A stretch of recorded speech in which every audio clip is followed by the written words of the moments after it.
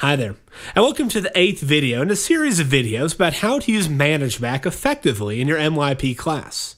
This video is dedicated to understanding how to deal with files in Managebac. These files could be anything from teacher resources, like answer keys or videos to show the class, or even student resources, like a copy of the notes or chapter guides. Now we're going to talk about the difference between student and teacher files and give you an idea how to best use the files system. In previous videos, we made two classes. We made a sophomore physics class for first and second period, and we made a unit, the waves unit. We added tasks and students. We mastered having students submit work. We talked about how to grade work. Now, when talking to students about things they like and what they don't like about Managebac, I would say their number one favorite feature of Managebac is the ability for teachers to put files online for them. What the teachers are able to do is they're able to put files like a copy of the class notes that day. So if they weren't there, didn't get everything, they can go back through the PowerPoint and look at the notes again. Or a chapter guide to see, what do I really need to know for this chapter? They love teachers putting files online that they can see at home, even if they forget their notebook. So let's first look at how to put files online for students. Remember, for this part of the section, these are available to students. So let's select my first block class. And in my first block class, I'm going to select the Files tab. Now, as you see, I already have two files that are visible to students. These are files I've already put online. This is the description of the electromagnetic wave project, and this is the chapter guide for the waves chapter. Now, these students, any student could see this file if they're logged on to my class. What I want to do, it's nice things to do for students. I'm going to add a folder. I'm going to make a folder for each chapter. I'm going to call this the Waves folder. Let's go ahead and drag these files to the Waves folder. That's a way to organize stuff. If you have a lot of files, it can go pages and pages. It's very tough to find things. In this Waves folder, I can go view the Waves chapter guide, and I can even make a category. So if I go out here, this will allow students to find things easily. Let's say I have a chapter of a category of chapter guides. That way students could see all the chapter guides with one little click. So that's there, and I'm done editing. And now I have a category. So if I go to Waves, and I go to my chapter guides, you hit edit, I can make that a chapter guide. Save changes, and let's go back. Now what students can do is if they hit the category of chapter guides, and they go to Waves, they're going to only see this thing's labeled as chapter guides. Anything you put in this files section will be visible to students.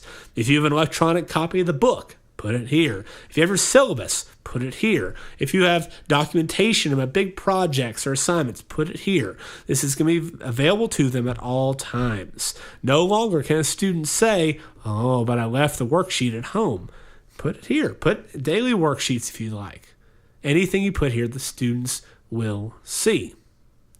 Now, on the other hand, let's say you want to put things online that you don't want students to see. Let's say, for example, we have two teachers teaching the same class, maybe two Algebra 1 teachers, and they want to be able to share resources. Or maybe you want to store some resources that you found very helpful in that chapter so you can use them next year when you're in that unit. Well, I'm going to go click on Units. From now on, these files and these things students cannot see.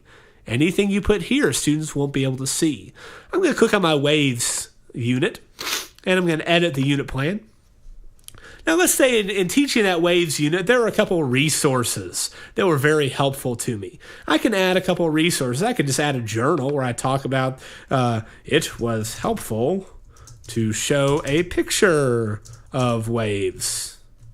Okay, I can add that as a resource, and that will stay there. I can add a website. I could maybe say, Google.com was very valuable in teaching the Waves unit, or so on. You can add a resource of a YouTube file. You say, YouTube, copy the address, place it in there.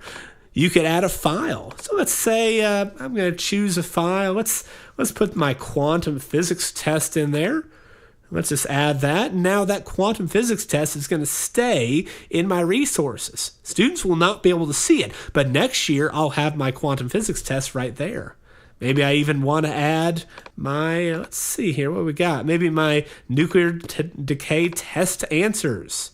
This is a great way of transferring files from one teacher to the other, and the best part is it stays here. It doesn't go away. I can delete it if I want. I can put my mouse over it and hit the delete button, but all these things will stay here. These resources are tied to the unit, not the class. So if let's say I select my different class, I go to my second block class, select units, maybe Mr. McFate teaches it, maybe some other teacher teaches.